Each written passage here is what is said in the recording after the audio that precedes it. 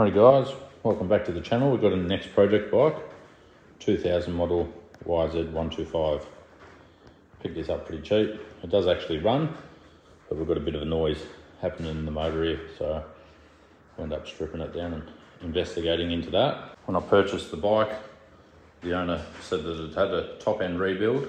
That's the compression. We'll do a compression test on it just for laughs.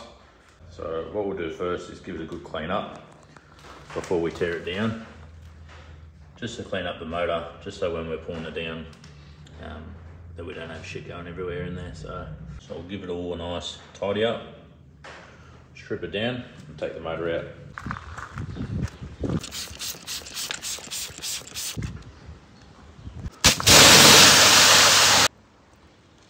Just getting ready to do a compression test just for a bit of a laugh.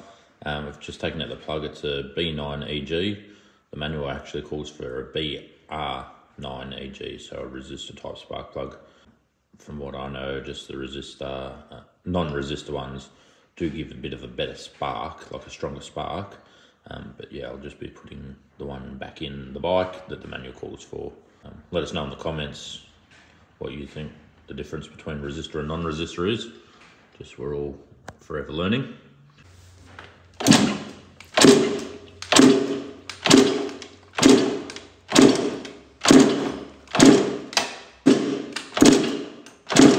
There we go guys, we're sitting pretty much bang on 110. Definitely need some attention on the top end.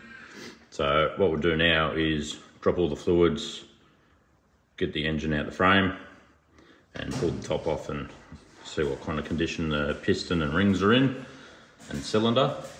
And while we've got the top off there, we can check the crank for up and down play as well.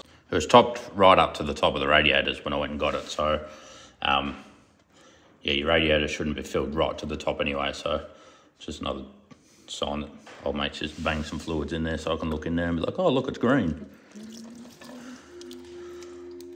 But it's not brown, so oh, I need 2 bottles. Note to self, get a container big enough. I'll bloody reuse that. No, you won't. Maybe someone has done something with it. Looks like aftermarket radiators on it. They could have possibly done a top end rebuild on it. Very doubtful, but you'd be surprised how many people put 2-stroke pistons in backwards. I've rebuilt a couple of bikes now, and first little YZ80 piston was in backwards. Piston ring then gets snagged on the exhaust port, and that could be causing our low compression because it's knackered itself. And then the other one was a 2014 YZF 450, and they've got the reverse cylinder, so the exhaust comes out the rear of the cylinder and then wraps around. They had also put the piston in backwards because the arrow, they've obviously assumed it faces forward, which the arrow faces the exhaust port. On the 4-stroke, it's pretty bloody easy to tell what way it goes. You just look at the valves, and your intake valves are always the bigger ones, so just an experienced person doing it, I guess. So, right, so we'll drop that. We'll get it off the stand now and drop the oil. So the oil in a 2-stroke is just for the gearbox. So if we've got any metal shavings or whatever, it's going to be from gears, teeth, all the bearings in the gearbox. The actual crank and everything else gets lubricated through the petrol. Some people don't know this, but you pre-mix your fuel, obviously, fuel and 2-stroke oil. Comes through the carburetor and into your crank. And as the piston's up, your fuel goes into your crank and the oil in the fuel lubricates the crank. As the piston comes down, maybe on this side, maybe on that side, there is a tube on the inside and your fuel goes up into the chamber. And then when the piston comes up, then it gets ignited. So your fuel comes in through the bottom, shoots up through the top and then gets ignited.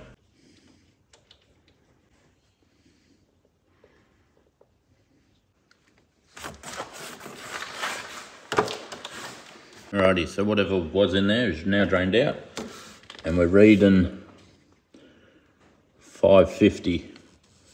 So we're 100 mil below. Still could be up in the case.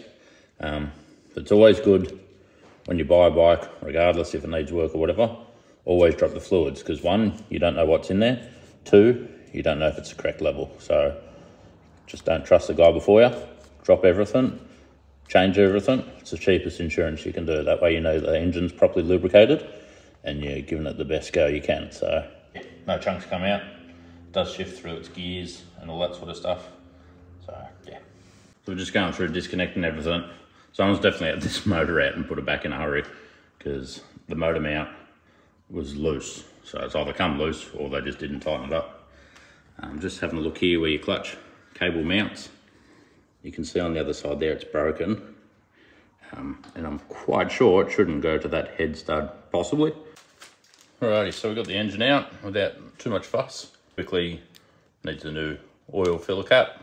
It's easy. I did notice that the clutch was extremely hard to pull. The actual cable and all that was all worn through. Dodgy little bracket sort of thing. So that should loop back around. So because that's broken, they've put this here and they've mounted it with the cylinder bolt. We'll be looking at another case here. So it's not the complete side case, it's just the clutch case. It's called case 3 on the Yamaha site. So that's about, I think it was about 280 bucks. So just to mount the bloody clutch cable. So it is what it is. What we're gonna do now is pop off the head, pop off the cylinder, have a look at what damage we've got in there. I've noticed here we've got a snapped bolt on the power valve linkage cover. So there seems to be a bit of thread on there, so hopefully I can get that cover off and get some pliers or something onto that and get it out. If not, we'll use an easy out or something like that. Yeah, I'll get new bolts here because obviously that's not the right one.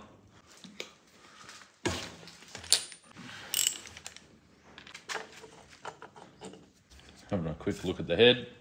The head looks alright. We'll be replacing all the O-rings here. Just having a look at the piston, on top of the piston. I'll just get up the top here. Maybe they have done some sort of rebuild on this, because it's got like absolutely no carbon build up on it. It does seem to be sitting pretty sloppy in the cylinder. That coupled with the piston ring gap could be why we've got such shitty compression. But we'll get the cylinder off and have a look at it, and yeah, we'll measure it all up and go from there. The power valve linkage doesn't seem to be damaged or bent, and does move nicely. And with that too, you can see the piston's not sitting real nice, so I reckon that's what our noise could be. Always measure your pistons, guys, and get the correct piston. Alrighty, so I think we're ready to get this cylinder off. So the cylinder doesn't look bad. It's got a couple of tiny little marks in there. To me, it looks like it's been sleeved. So that seems like it can be saved. If we have a look at the piston here. Well, for starters, it's not in backwards. So many people put pistons in backwards. We've got some numbers on top there so we can see what it is. But you can see there, hold on. As you can see, it does have some marks on the sides. I don't think this piston's been in there for long, but I do believe it's the wrong size. And that's what our noise would have been, is this piston just slapping around a little bit. We'll check the crank for up and down play. You can have a bit of side to side as long as it's intolerant, like within tolerances, so we'll measure all that. But the main thing is up and down. We'll check it when the piston's off, because it'll be a bit easier.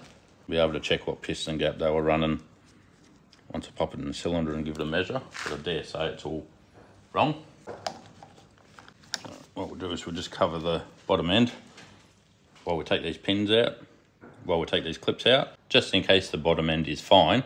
We don't want to be dropping one of those pins in there and having to split the cases. So take out our little clips, push out the wrist pin. You can see their ring gap was quite big with this sort of, not blow by, but yeah, I reckon their ring gap was incorrect and much too large, especially if that has been re-sleeved, that cylinder. It might not be the factory specs, so if they've just got a factory piston and put it in there without checking your ring gap, that's where we could be losing all the compression. I do actually believe they've done a top end rebuild on this, but just not knowing what they were bloody doing, to be honest. Alright, so now we've got that out, we can check our bottom end a bit easier. It's a bit hard to do with the bloody camera stand and everything, but I can't get any up and down play on that rod, on the connecting rod. So got the top end off, confident that crank's fine. We'll go ahead and order some parts now. We'll get a new top end rebuild kit for it. That cylinder can be used again with a slight ball hone. We'll look into this casing. So I've just popped our piston ring in there and got the piston centered it up so we can check our ring gap. Ring gap should be 0.50 to 0.70, I believe. This ring gap is 1.6. So I dare say that's where we're losing a bit of compression. I dare say that piston's way the wrong size for this bore. And that's why we've got a noise, and that's why we've got no compression. I'll measure up the bore, work out the specs, and order the correct size piston and ring for it. It's hard to get it on the camera here, but we've just honed the cylinder, put some cross hatching in it, so she's right for its new piston once we work out the size of it. Right, so the next step I'm going to do is take this inner clutch case off, I guess you'd call it, because this is where our clutch cable goes through and gets held. So I've got a mate who's going to TIG weld this back together so we don't have to have that crappy bracket that they had. But yeah, just pulling it apart, the previous owners snapped a bolt in there, and just when I've taken off this clutch cover, you can see that the case here is busted. It's not a major thing, but what's happened there is one of these has come loose while it's been riding, and that's just busted out that. So we'll see if we can find it. It could have been a long time ago. But this clutch basket, once we pull it off, that bloody looks brand new almost. Normally when they're extremely worn, these on the sides, they've got ridges going all the way along them. But this one looks bloody near on brand new. So I've just got the water pump cover off. The more I pull this bike apart, the more I do believe it actually did get a rebuild. They've just ballsed up the piston size because it was extremely too small. So I've measured up the cylinder, which was 54.50 mil, and I've ordered the correct piston for that, which is 54.45 mil. The piston that was in it was extremely undersized. All right, so I've got that cover off. What I need to do is just remove the power valve gear, just so my mate can weld up this. Got to wait for our clutch cable to come in, and then I can go take that to get welded up.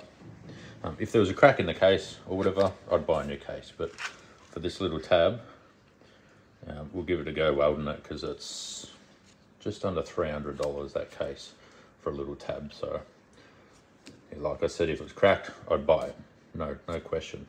But for the tab, I'll try to save this one. So just pulling this apart, getting it ready to be welded. And I said, if there's a crack in it, I'd replace it, but just for this tab, I'll repair it. We have a look in here. That's some bodgy ass welding. And on this side, nice big crack. I don't know how I didn't see it when I was pulling the damn thing off. So what I'll do is I'll order a new one of these. So it'll fix that issue, that issue. We'll have to get some bearings for it, and away we go. All right, so the kickstart mechanism, I was able to drill out that, and I re-tapped that thread. If you're working on stuff, get yourself a tap and die set. Saves you heaps. What we'll do now is we'll go ahead and do the top end on it. Right, so here's our old piston. Extremely undersized.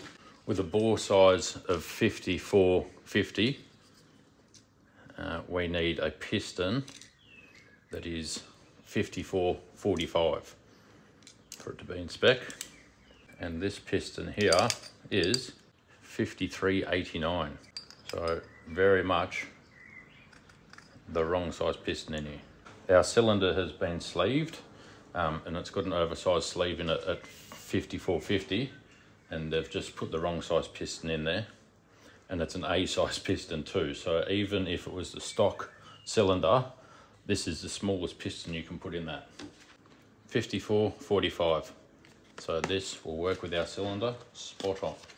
The tolerance is 0.04 and the service is at 0.10. So this will be well in spec. Right, so what we're going to want to do first is check our piston ring gap. So we'll get that in the cylinder. We'll just pop that in just to square up the ring. Right, ring gap has to be between 0.5 and 0.7 at 0.55. What we can do now is get our piston ready for installation. A lot of people stuff this up and it blows my mind.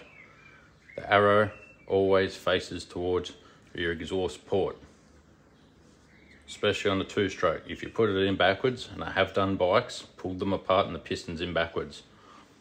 What happens if it's in backwards is your piston ring gap is going to be going over the exhaust port. That's where you're going to have dramas. I'll put a clip in this side, just so I don't have to do it all while it's on the motor. And then we can just slide our wrist pin and bearing through. And then we just have to do one clip on the other side. I won't film that. That's just going to be me blocking the camera the whole time. I want to go ahead and put our piston ring on. And our ring gap goes at the back here. And there's a little locator.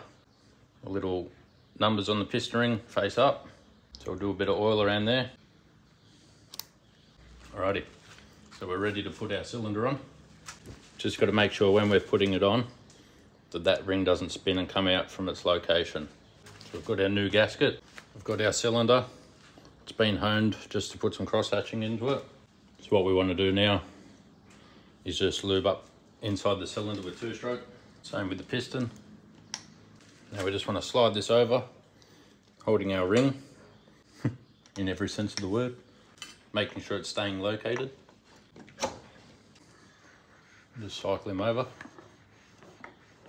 It's all moving nice and freely. No play like the other piston. So now we can go ahead and put our cylinder nuts on. What you want to make sure is nice and clean. There's no like divots or anything like that, or high spots or anything like that. It's always good to change these, even if the ones that came out were all right. It's just good peace of mind to just change them. So we've got a new case just over here. Got all new bearings in there. Doesn't have that nasty crack like the other one. And we've also got our clutch mount there, which as you can see on this one was busted. So we've got our clutch mount. We've got all new seals in it. I'm just waiting for this last water pump seal. Once that's there, I'll put the water pump shaft and all that in it, and we'll get it back on the bike. Right, so we've got our new case on, gasket. Just gonna pop this one on now, and the water pump and the power valve cover. Right, so it's all together, ready to go back in the bike. One thing I didn't film is, remember at the very start of the video, this one was snapped off in there. What a bloody nightmare that was. I reckon that took me bloody an hour to fix that. Ended up having to use an easy out, that didn't work. Ended up having to re-drill the hole in the cylinder, re-tapping it, and now it's working, thank God. But yeah, it is just like a dust cover for your linkage for your power valve, but it's good to have that sorted. So we'll get it back in the bike now. Righty, engine's all in. We'll do a compression test now. The old reading was 110 and it did run like that, but just had a hell of a noise up in the top end because that piston was just the wrong size. So we'll do a compression test now and see what it reads at. I'll be pretty happy with, say 150.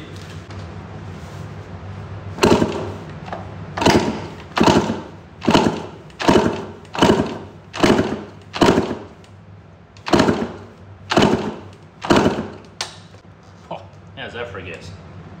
150.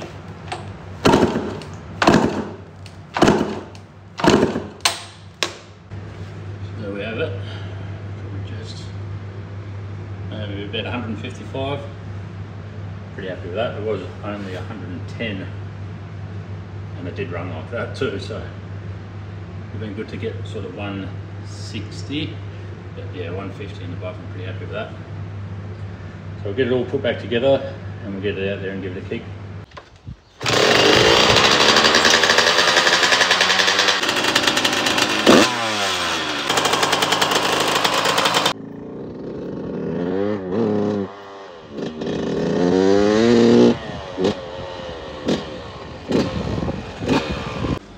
So as you could see in that little test ride video, it was sort of just really hesitant. It was almost like it had a rev limiter on it. So what I'm going to do is pull apart the carb, because I never touched this carburetor, but I think it could be it, because when it first starts up, you can rev it like real nice. And then when you get on it and go for a ride, it's almost like it's starving of fuel. It could be that, could be the power valves possibly, could be crank seals, all sorts of stuff, not letting it hit its power band.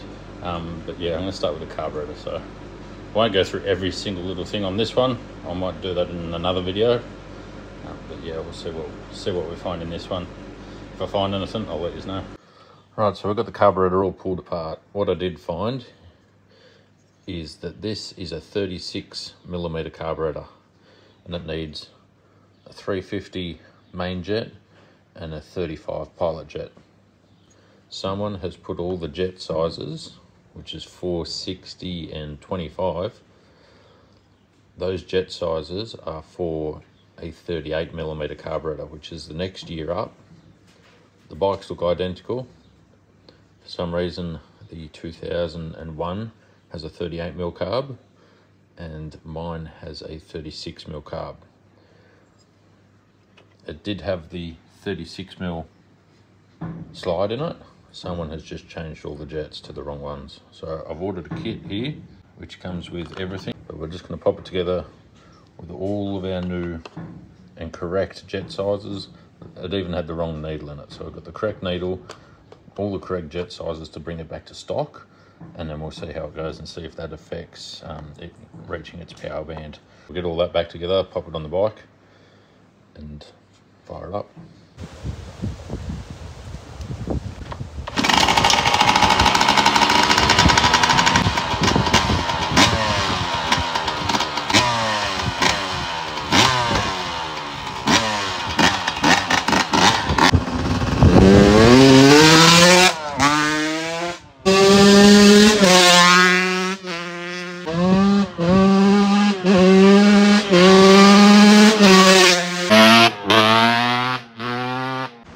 There we have it, guys. The jetting's definitely fixed that.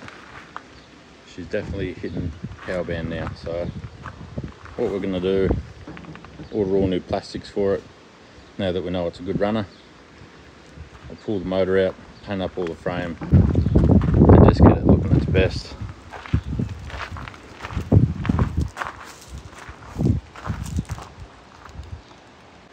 We'll have the big clean up video and sort of resto video as a separate one. This one's just for it to get it going video. Now that we know it's alright, we'll put a little bit more coin into it. Let us know what you think in the comments.